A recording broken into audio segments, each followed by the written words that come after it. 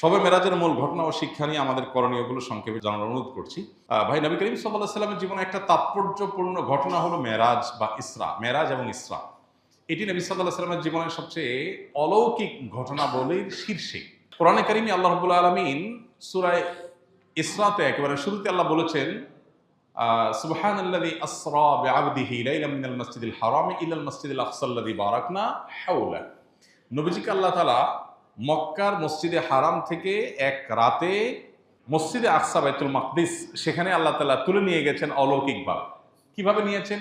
এই সৃষ্টি জগতের সবকিছু আল্লাহ তাআলা যেরকম চালান ওইরকম আল্লাহ তাআলা তার নবীকে ওখানে নিয়েছেন। সেখান থেকে ঊর্ধ্বাকাশে ঊর্ধ্ব জগতে নিয়ে গেছেন, সপ্তম আকাশ ভেদ করে আল্লাহর আরশ, আল্লাহর সাথে সাক্ষাৎ এবং বিভিন্ন নবী রাসূলদের সাথে সাক্ষাৎ করিয়ে জান্নাত জাহান্নামের বিভিন্ন দৃশ্য তাকে দেখিয়েছেন। কিভাবে? সেটা কি দামি কোনো দৃশ্য দেখিয়েছেন, সরাসরি নিয়েছেন, আল্লাহ ভালো জানেন। আল্লাহ তাআলা সে সমস্ত দৃশ্য দেখিয়ে তাকে আবার দুনিয়াতে পাঠিয়েছেন। তার এই ঊর্ধ্বে গমন এটাকে আর রাত্রিকালীন যে ভ্রমণ, এই উভয়টাকে আমাদেরকে অ্যাজ এ ইমানদার বিশ্বাস করতে হবে। আল্লাহর কাছে অসম্ভব বলতে কোনো কিছু নাই।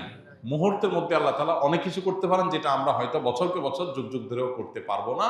এটাই তো আল্লাহ এবং আমাদের মধ্যে পার্থক্য। আল্লাহ স্রষ্টা, আমরা সৃষ্টি। অতএব মেরাজের এই ঘটনাকে আমরা একজন ইমানদার হিসাবে বিশ্বাস করতে হবে। তবে এর মধ্যে দুটা পার্ট আছে। একটা ইসরা, অর্থাৎ মসজিদে হারাম থেকে মসজিদে আকসা যাওয়া পর্যন্ত, এটা কোরআনে আছে। অতএব এটাকে অস্বীকার করলে ইমান থাকবে না। আর ওখান থেকে ঊর্ধ্বাকাশে ভ্রমণের বিষয়টা বিশুদ্ধ হাদিসে প্রমাণিত আছে। ওইটা কেউ যদি বিকৃত করে, অস্বীকার করে, ওটার ভিন্ন ব্যাখ্যা করে, তাহলে তাকে আমরা গোমরাহ বলতে পারি, কিন্তু তাকে অমুসলমান বলা যাবে না।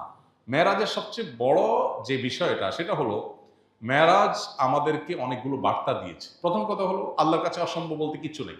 দ্বিতীয়ত ৫ ওয়াক্ত নামাজের ইবাদত আল্লাহ দেওয়ার জন্য নবীকে ডেকে নিয়ে মেরাজে সরাসরি নির্দেশ করেছেন। অন্য সব ইবাদত জিবরিলকে দিয়ে পাঠিয়েছেন। এখান থেকে বোঝা যায় নামাজের সাথে কম্পেয়ার করার মতো আরেকটা ইবাদত বা ভালো কাজ ইসলামে নাই। মুসলমানের কাছে সবচেয়ে ইম্পর্টেন্ট কাজ নামাজ, কারণ এটাকে সবচেয়ে গুরুত্বের সাথে আল্লাহ তাআলা ফরজ করে দিয়েছে। মেরাজের অনেক বার্তা আছে। বিভিন্ন রাসূলদের সাথে সাক্ষাতে তারা বিভিন্ন নাসিহা করেছেন। মেরাজে আল্লাহ তাআলা অনেক কর্মের পরিণতি জাহান্নাম হবে সেটা নবীকে দেখিয়েছেন। সেগুলোর উপর আমাদের সতর্ক হতে হবে। জেনা, সুদ, অন্যের হক নষ্ট করা, বিভিন্ন অপরাধের শাস্তি কি হবে সেটা আল্লাহ তাআলা তাকে দেখিয়েছেন। অতএব সেগুলোর ব্যাপারে আমাদের সতর্ক থাকা, এটা আমাদের কর্তব্য। এটা হলো মেরাজের শিক্ষা। আমরা হলাম মেরাজ দিবস পালন করার উস্তাদ। সবাই বলে, হুজুর সবে মেরাজ কবে? আর ভাই, সবে মেরাজ মানে কি? মেরাজের রাত। সবে মেরাজ মানে কি?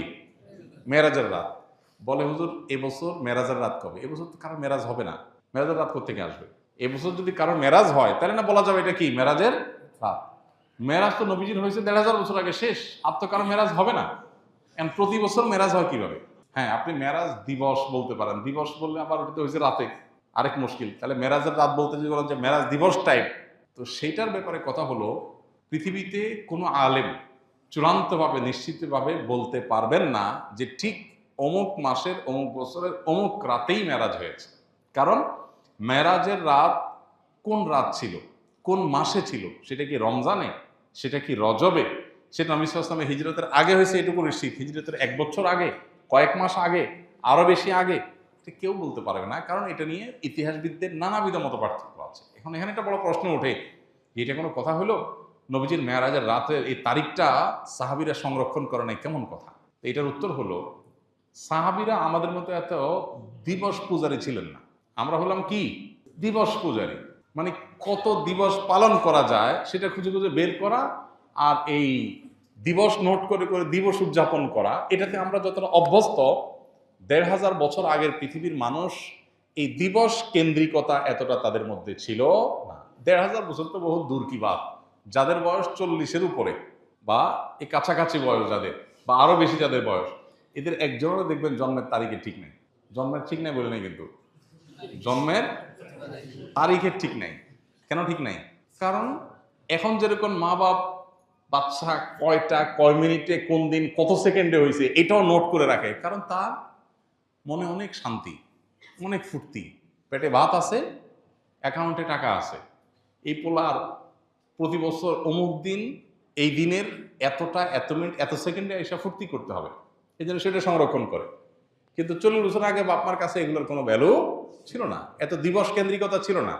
তাদের কাছে বাচ্চা হয়েছে এটাই গুরুত্বপূর্ণ, নাম আছে এটাই গুরুত্বপূর্ণ, কোন মাসে কোন তারিখ হইতেছে জানেও না। এখানে অনেক মনে আছেন যে তার জন্মের সঠিক তারিখ সে বলতে পারবে না। আমাদের দেশে পাসপোর্টগুলো নিয়ে যারা কাজ করে তারা বলতে পারবে, বিশেষ করে গ্রামাঞ্চলে। বেশিরভাগ পুরাতন পাসপোর্ট নিয়ে কাজ করলে দেখা যায় যে সবার জন্ম তারিখ 1 জানুয়ারি। ফেসবুকে দেখবেন যে ফ্রেন্ড লিস্টে যারা আছে উইশ করার জন্য আপনার কাছে নোটিফিকেশন আসে 1 জানুয়ারি, আপনার বন্ধুদের বেশিরভাগের জন্মদিন, কারণ তার জন্মের তারিখে ঠিক আসলে নাই, তার মা বাবাও জানে তার জন্ম তারিখ কবে।